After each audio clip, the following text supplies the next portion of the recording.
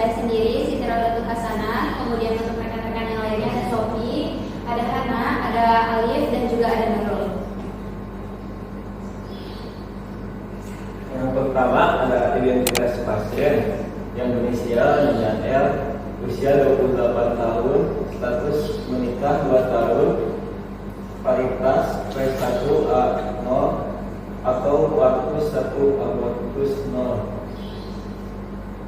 Kemudian keluhan utamanya, pasien datang ke klinik KB dengan keluhan ingin menggunakan alat kontrasepsi setelah melahirkan.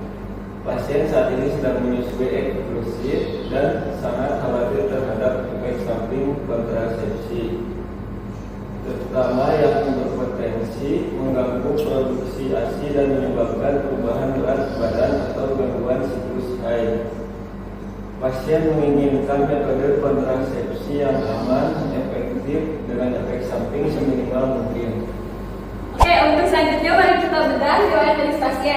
Jadi untuk yang pertama ada riwayat penyerta. Pasien itu sehat, gak ada riwayat penyakit degeneratif kayak hipertensi atau diabetes. Kemudian pasien itu tidak memiliki riwayat migrain. Kemudian gak ada faktor resiko pembekuan darah dan penyakit hati atau kanker. Untuk riwayat KB-nya, jadi pasien itu pertama kali akan mencoba KB setelah pasca persalinan 8 bulan yang lalu. Kemudian untuk riwayat asuransinya, jadi pasien itu pertama kali haid pada usia 13 tahun, siklus haidnya itu normal, dan saat itu pasien belum mengalami haid kembali atau ameliorasi sejak pasca persalinan. Dan dismenora ringan dan tidak mengganggu aktivitas. Untuk data klinis pasien, tekanan darahnya ada pada 110/70 mmHg, yang artinya normal. Kemudian untuk nadinya 82 kali per menit. Untuk suhunya 36,7 derajat Celcius. Untuk berat massa indeks pasien ada pada 23,2 kg per meter persegi, yang artinya itu normal. Nah, untuk tes kehamilannya yaitu negatif. Sekarang kita masuk ke bagian analisisnya. Yang pertama itu identifikasi masalah.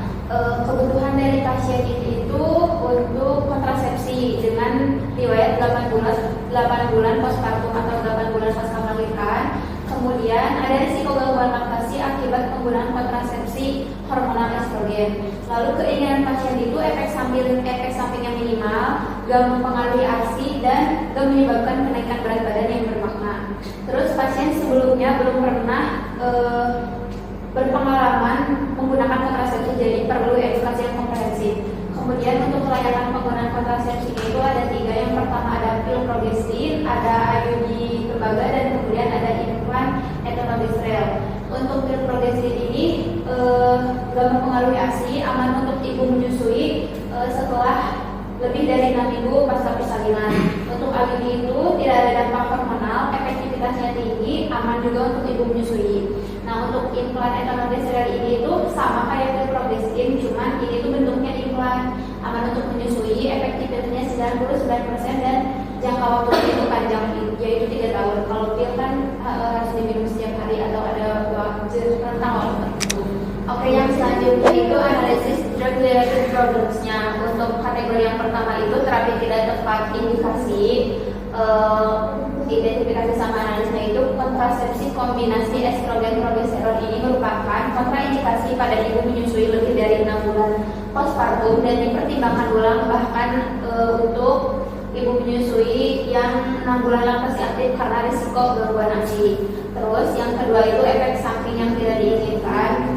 Untuk suntik KB suntik 3 bulan itu berpotensi menyebabkan penambahan berat badan, gangguan densitas tulang, sama return of fertility-nya tertunda, yang mana ini tuh gak relevan dan gak bisa dijadiin pilihan utama karena pasien gak mau efek samping, terutama penambahan berat badan. Terus yang ketiga itu kategorinya kepatuhan terapi. Pil progestin ini memerlukan kepatuhan konsumsi harian di jam yang sama seperti yang udah disinggung tadi. Jadi ini juga pil progestin ini tidak jadi opsi utama dan lebih dianjurkan untuk jangka panjang kayak IUD mungkin atau enggak implan.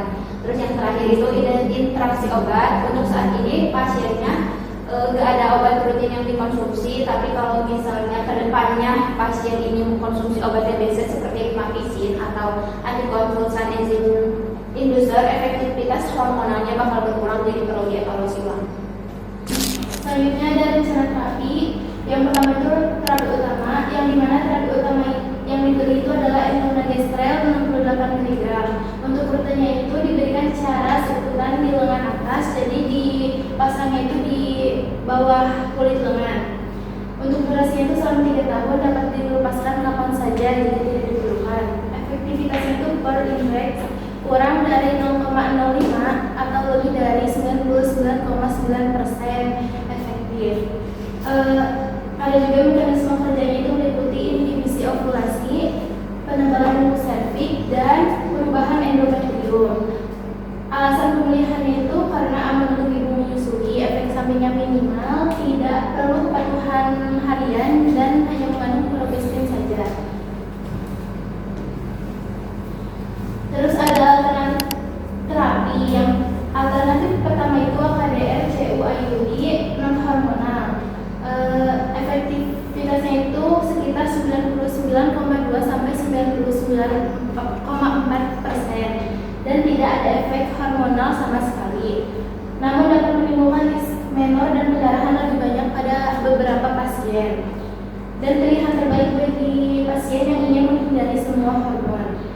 Alternatif yang kedua adalah pil progestin, yaitu mimipil desogestrel 75 mikrogram per hari. Pil ini itu aman untuk ibu menyusui sesuai WHO MSI 1 dan tidak menekan produk ASI. Namun perlu kepatuhan konsumsi harian dengan toleransi keterlambatan sekitar 12 jam. Dan terdapat risiko spotting atau pendarahan tidak teratur di awal penggunaan. Yang selanjutnya yaitu dasar pemilihan. Dasar pemilihan menurut WHO, implan etogestrel dikategorikan sebagai FBC 1 untuk ibu menyusui setelah 6 minggu postpartum. Yang kedua yaitu menurut CDC, implan progestin adalah implan kategori 1 untuk ibu menyusui pada pasien periode postpartum. Yang ketiga yaitu menurut BKKBN dan Kemenkes RI, implan dan IUD direkomendasikan sebagai metode kontrasepsi jangka panjang. Menurut BITO, implan etonogestrel terbukti aman digunakan pada ibu menyusui tanpa efek negatif pada kualitas dan kuantitas ASI. Menurut Arkerbax, implan etonogestrel dikonfirmasikan sebagai pilihan kontrasepsi aman dan sangat efektif postpartum. Yang selanjutnya itu edukasi pasien. Pada edukasi pemasangan implan sangat cepat, kurang lebih 5 menit, dengan anestesi lokal dan tanpa rawat inap. Yang selanjutnya itu hindari air selama 24 jam pada lengan yang diperban. Implan terasa di bawah kulit yang beratnya itu normal. Efektif bila dipasang setelah 5 hari head, gunakan kontrasepsi tambahan 7 hari. Bisa dilepas kapan saja sebelum 3 tahun bila ingin hamil atau indikasi medis. Yang kedua yaitu efek samping. Perubahan head yang tidak teratur umumnya ringan. Nyeri, memar, bengkak, biaya insersi akan hilang selama 1-2 minggu. Segera konsultasi bila nyeri dada, sesak napas, nyeri tungkai atau implan tidak teraba, perubahan mood atau jerawat ringan. Lanjut. Yang ketiga yaitu monitoring. 1 minggu pasca insersi, cek luka tanda infeksi, konfirmasi posisi implan teraba. 1 bulan pasca insersi, cek evaluasi keluhan kecukupan ASI pertumbuhan bayi. Setiap 6 bulan, kontrol rutin, edukasi ulang bila ada keluhan baru. Menjelang 3 tahun, diskusi pelepasan atau pergantian implan atau metode lain. Baik, cukup sekian pembahasan kita mengenai profil efek samping minimal dari penggunaan KB. Apakah ada yang ingin ditanyakan? Aku. Boleh dari Manda dulu. Pasien langsung aja. Pasien di kasus ini kan takut berat badannya naik. Bagaimana mekanisme KB hormonal ini itu bisa bikin BB naik? Dan kenapa pilihan kita itu bisa meminimalkan resiko itu gitu untuk berat badan yang naik? Ini mau nanya, kalau misalnya pasien sangat sensitif terhadap hormon, kenapa tidak langsung disarankan IUD tembaga atau IUD yang non hormonal aja gitu sejak awalnya? Terima kasih. Oke, terima kasih untuk pertanyaan dari Manda dan juga Nabila. Aku mau jawab pertanyaan dari Manda. Kenaikan BB, kenaikan berat badan pada KB hormonal ini biasanya terjadi karena dua hal. Yang pertama itu karena retensi cairan, karena sifat mineral kortikosteroid dari si estrogen itu sendiri, atau peningkatan nafsu makan. Jadi untuk meminimalkannya kita itu memilih progestin generasi terbaru kayak drospirenol atau yang tadi etanogestrel. Itu tuh punya efek anti mineral kortikosteroid yang justru membantu mengeluarkan kelebihan cairan, sehingga risiko kembung atau kenaikan BBG itu bisa ditekan secara signifikan dibanding progestin generasi lama. Baik, terima kasih. Untuk pertanyaan selanjutnya saya ingin menjawab. IUD tembaga memang pilihan terbaik untuk menghindari efek samping hormon secara total. Namun kita harus mempertimbangkan profil pasien secara utuh. IUD sering kali menyebabkan pendarahan menstruasi yang lebih banyak atau kram perut atau dismemor pada sebagian orang. Jadi, jika pasien masih menginginkan siklus head yang teratur dan minim nyeri, low dose pill tetap jadi opsi. Pemilihan tetap kembali ke diskusi bersama pasien. Baik, terima kasih sudah menjawab pertanyaannya.